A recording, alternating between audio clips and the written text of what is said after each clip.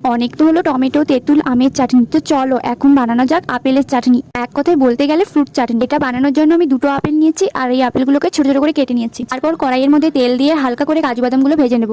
তারপর সেই তেলের মধ্যে ছোট ছোট করে কেটে রাখা আপেলগুলোকে দিয়ে হালকা ভাজা ভাজা হয়ে গেলে নামিয়ে নেব। এরপর কড়াইয়ের মধ্যে একে একে তেজপাতা, শুকনো লঙ্কা, গোটা জিরে, এলাচ আর কুচনো কাঁচা লঙ্কা দিয়ে ভালো করে নাড়াচাড়া করে দিয়ে দিলাম খেজুর, কাজু বাদাম, আপেল আর কিছু কিশমিশ। হালকা নাড়াচাড়ার পর পরিমাণ মাপে চিনি দিয়ে দিলাম। এরপর কিছুক্ষণের জন্য ঢাকনা দিয়ে রাখতে হবে, যতক্ষণ না চিনিটা গলে যাচ্ছে। ততক্ষণে আমি তোমাদের সাউডাউট বলে দিই। আজকের সাউডাউটে অয়ন ঘোষ বলেছে, দিদি আমার নামটা নিয়ে নিলাম অয়ন। আর একজন মৃণাল কুণ্ড রিকোয়েস্ট করেছে, দিদি তুমি চিকেন স্টার্টার বানাও। কিছুদিন যাক, আমি অবশ্যই বানাবো। কিছুক্ষণ পর ঢাকনাটা খুলে নেওয়ার পর একে একে হলুদ গুঁড়ো, লঙ্কা গুঁড়ো, জিরে গুঁড়ো আর স্বাদ মতো লবণ দিয়ে অল্প জল দিয়ে আবারও ঢাকনা দিয়ে রাখতে হবে যতক্ষণ না রসটা মরে যাচ্ছে। এখানে আমার লবণটা একটু কম লাগছিল, তাই আমি লবণ আবার অ্যাড করেছি। ফাইনালি আমার ফ্রুট চাটনি রেডি হয়ে গেছে। তো ফ্রেন্ডস, তোমরাও বাড়িতে অবশ্যই ট্রাই করবে আর কমেন্ট করে বলবে কেমন হয়েছে। আর হ্যাঁ, ভিডিও শেষে লাইক, কমেন্ট, শেয়ার করতে